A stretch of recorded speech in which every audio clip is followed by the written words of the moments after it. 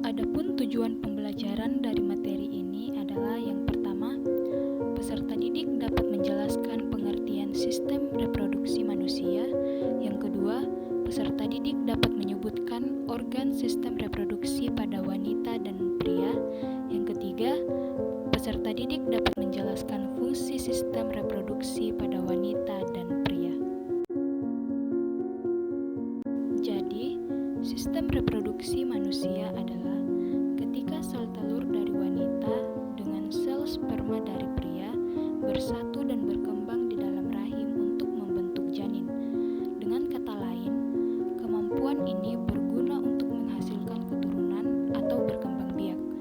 Beberapa bagian tubuh, baik pada wanita maupun pria, dibutuhkan agar proses ini terjadi, yang disebut juga dengan alat reproduksi atau alat kelamin.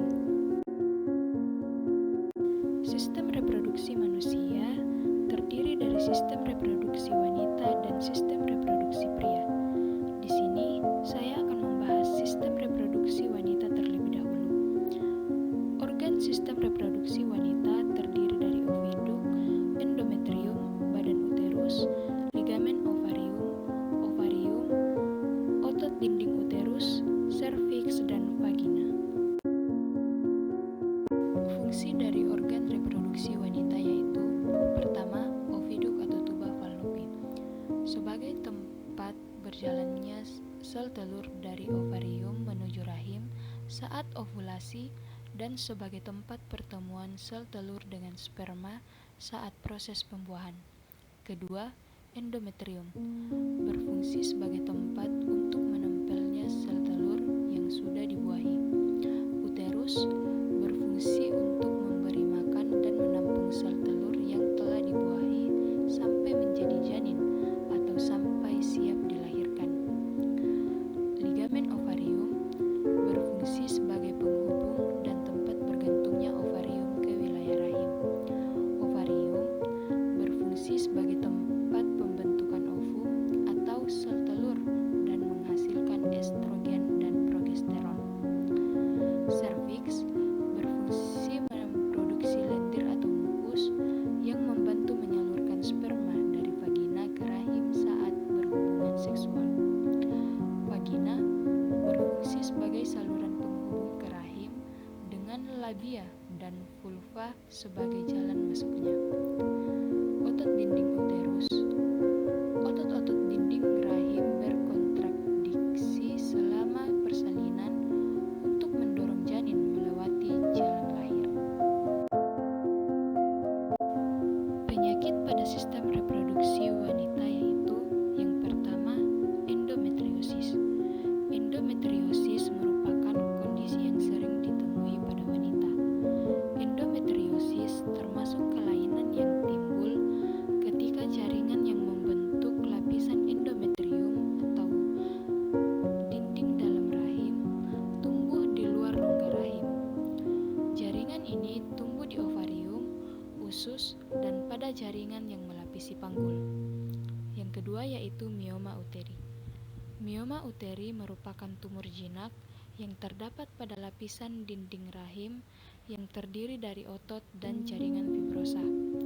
Jaringan umum mioma uteri antara lain menstruasi lebih dari seminggu, pendarahan menstruasi yang berat, sering buang air kecil, serta pembengkakan pada perut.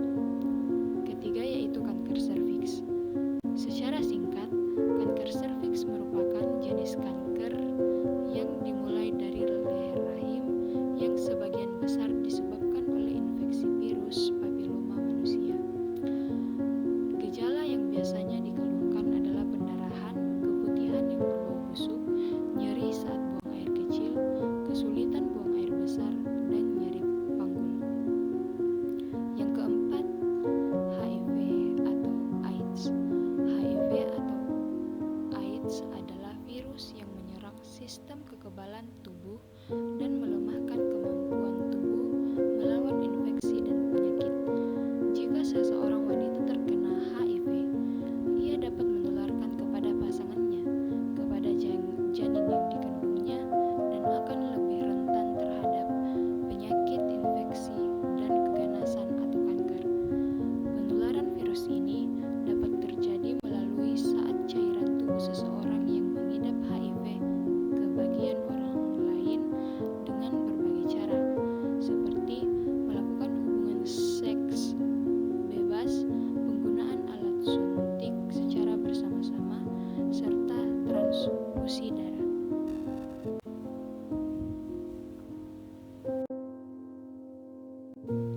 kedua adalah sistem reproduksi pria.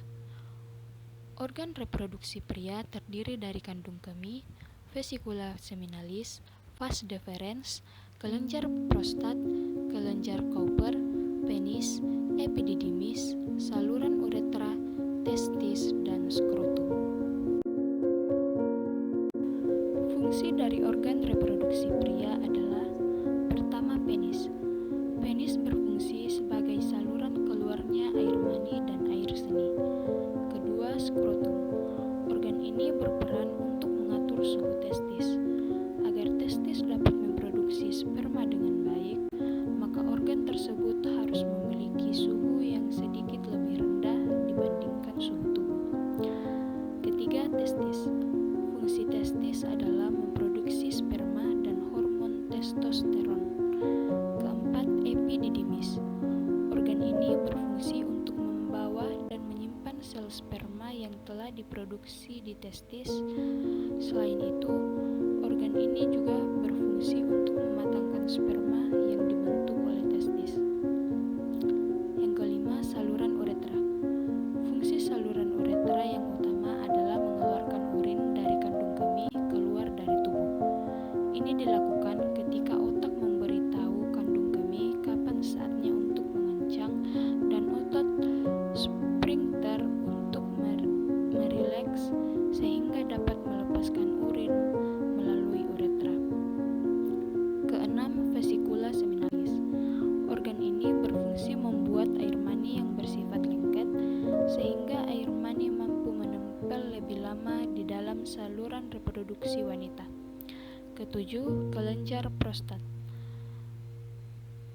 Berfungsi mengeluarkan cairan yang berfungsi sebagai sumber nutrisi dan pelindung sperma. Kedelapan, kelenjar Cowper. Berfungsi memproduksi cairan yang melicinkan saluran kemih.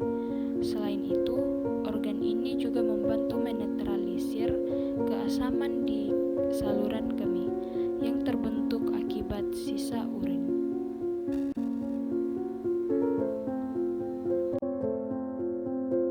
Penyakit pada sistem reproduksi pria yaitu: pertama, balanitis. Salah satu gangguan sistem reproduksi pada pria adalah balanitis. Nah, balanitis sendiri merupakan kondisi ketika kepala penis teriritasi dan meradang.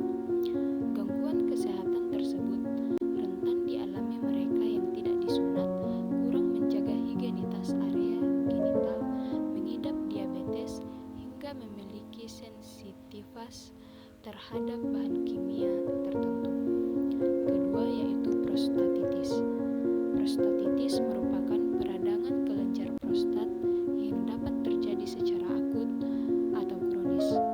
Gangguan sistem reproduksi tersebut biasanya ditandai dengan adanya nyeri dan kesulitan untuk buang air kecil. Yang ketiga, hipogonadisme. Hipogonadisme pada pria merupakan kondisi di mana tubuh tidak menghasilkan cukup hormon testosteron. Jika hipogonadisme menyerang pria dewasa, gangguan tersebut dapat menyebabkan berbagai gangguan reproduksi sebagai gejalanya. Misalnya seperti gangguan produksi sperma, penurunan libido, penurunan fungsi organ reproduksi, hingga infertilitas atau kemandulan. Yang keempat, varikokel. Varikokel adalah penyakit yang ditandai dengan adanya pembengkakan pada pembuluh darah vena dalam kantong skrotum. Selain dapat memperkecil testis, penyakit reproduksi pria ini juga dapat menyebabkan infertilitas akibat berkurangnya produksi dan kualitas sperma. Waspadai beragam gejala penyakit ini seperti pembengkakan pada skrotum, benjolan pada salah satu testis, skrotum terasa sakit, serta pembuluh testis yang terlihat membesar dan membengkak. Demikian materi yang dapat saya sampaikan. Semoga dapat